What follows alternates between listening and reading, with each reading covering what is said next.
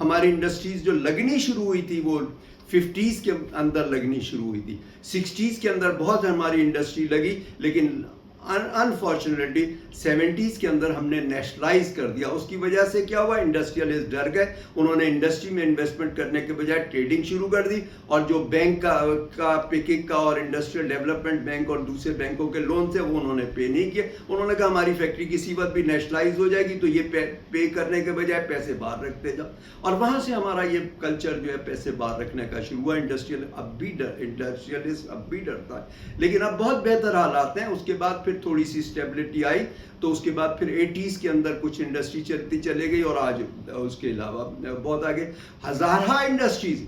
हम कोई एक इंडस्ट्री बंद होती है तो हम उसके अंदर प्रोपेगेंडा करते हैं जी इंडस्ट्री बंद हो गई, इंडस्ट्री बंद हो गई, और ये देखते नहीं है रीजन क्या है। इंडस्ट्रीज हमारी पिछले 30-40 साल से बंद होती चले जा रही है और आइंदा भी बंद होती जाएगी। वजह क्या है, वो फैक्ट्रियां बंद हो रही हैं कि जिनका प्रोडक्ट ठीक नहीं है, अपडेट नहीं है, प्राइस ठीक नहीं है, सर्विस ठीक नहीं है, उनका प्रोसेस ठीक नहीं है, उनका प्रोजेक्ट आउटडेटेड हो गया। पहले कपड़े की जो हमारी लूमें होती थी, जो कपड़ा बुनती थी, वो 50 आरपीएम पे चलती थी, अब 500 से 1000 चलती हैं।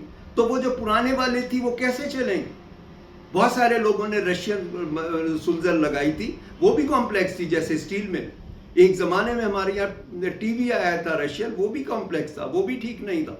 आज हमारी इंडस्ट्री बहुत ज्यादा तरक्की कर रही है, गाड़ियां बन रही है, तकरीबन 3000 अप टू डेट फैक्ट्रियां हैं जो गाड़ियों को की कंपनियों को पार्ट सप्लाई करती हैं। उनकी मशीनें, मैंने उनके साथ 2 साल 8 जापानियों के साथ काम किया, उनकी अगर आप देखें तो बहुत आगे चले गए, वो बहुत आगे चले गए। उनके यहाँ मॉडर्न मशीन है, बहुत अप टू डेट मशीन है, इलेक्ट्रॉनिक मशीन है, फुल्ली ऑटोमेटिक मशीन है, और इसके अलावा रोबोट्स हैं उनके अंदर, तो बहुत आगे चले गए। और हमारी जो वो मार्केट है वो छोटी मार्केट है, इसकी वजह से उसकी फिक्स कॉस्ट ज़्यादा होती है और वो महंगी होती हैं। अब क्या है कि गवर्नमेंट ने इनिशिएटिव दिया है कि भाई कम से कम आप 2% जो है वो एक्सपोर्ट करो। मिलर ट्रैक्टर ने एक्सपोर्ट किया है, इसके अलावा जो है टोयोटा ने एक्सपोर्ट किया, पाक सुजुकी के नहीं, बाकी भी करेंगे। हमारी जो कैपेसिटी है वो 6-6.5 लाख है। ये जब तक कैपेसिटी हमारी बढ़ेगी नहीं, हमारी जो है कॉस्ट ज़्यादा रहेगी। ये कैपेसिटी बढ़ेगी कैसे? जैसे जैसे एक्सपोर्ट बढ़ेगी वैसे वैसे हो जाएगी।